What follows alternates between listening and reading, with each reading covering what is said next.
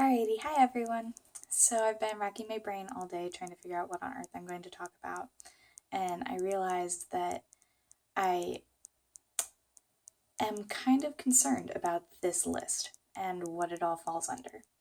So our goal is to create an adaptive culture, but if you're the only person working toward creating that adaptive culture, I don't know if this list is necessarily as helpful as it could be.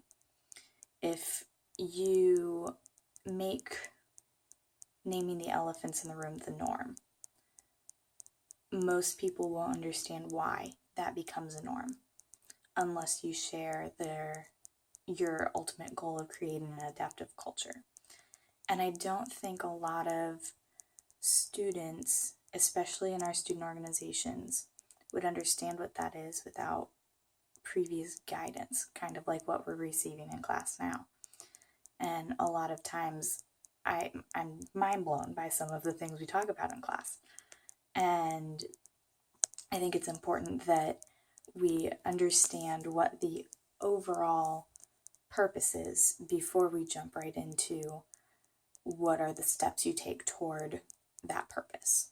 So, with naming the elephants, I don't think you can name the elephants until we've set aside the goal of creating an adaptive culture and what that actually means for an organization.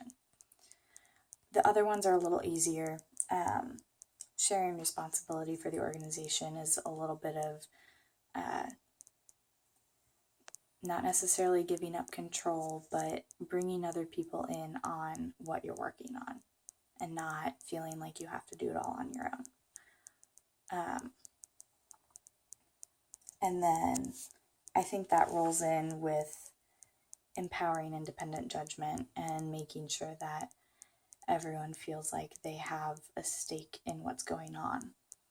But I think in order for them to feel like they have a stake in what's going on, they have to know what's going on.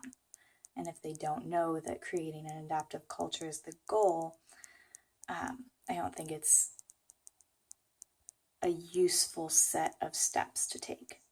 And I think like I said, a lot of student orgs don't know what this is. And I think it's hard to describe, especially when you meet once a month maybe to sit down and figure out what your organization's about. I think developing leadership capacity is easier, especially on a campus our size. Everyone has, there's plenty of opportunity for everyone to get involved and find ways to take on leadership positions.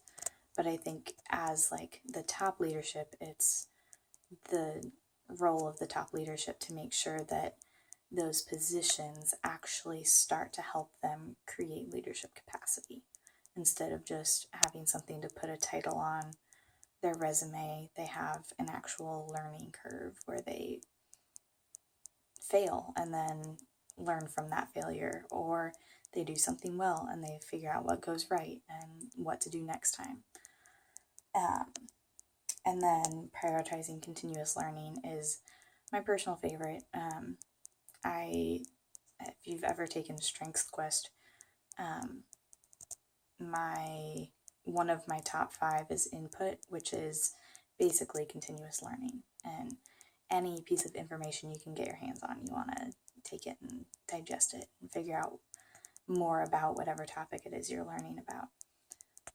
So I think prioritizing continuous learning within an organization. Right now, one of the things I'm working on with EWB is at different meetings, different sets of people will have homework assignments, and those homeworks are to watch a webinar put out by EWB USA and to learn more about what our project process is or what important things they need to know about going on their next trip or things like that. So those are my thoughts on creating an adaptive culture. I think the first step is to make sure that everyone knows that that is your goal and what it means instead of just throwing around words, which we haven't done in class, but I think if you walk into a student organization and say, hey, we're going to create an adaptive culture, they're going to look at you with blank faces and funny stares. So that's my 2 cents.